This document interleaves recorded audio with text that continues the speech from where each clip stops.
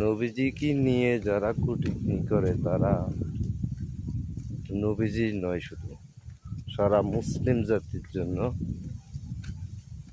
নাস্তিক হিসেবে ঘোষণা থাকবে। কারণ নবীজি শুধু একান্ত আমি আপনার না, সারা দুনিয়ার যত মানব জাতি আছে সকলের নবী। উনি ওই কারণে উপাধি পেয়েছেন বিশ্বনবী।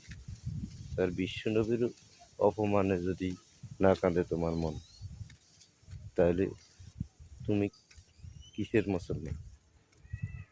ধন্যবাদ, সবাই ভালো থাকবেন। নবীজির অপমান করলে আপনারা ঝাঁপিয়ে পড়বেন, এটা আমাদের মুসলিমের একটা ঐতিহ্য।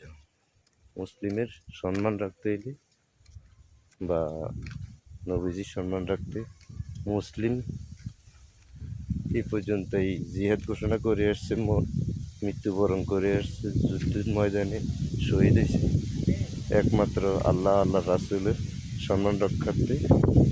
আমরা সবাই ঝাঁপিয়ে পড়বো ইনশাআল্লাহ। ভালো থাকবেন।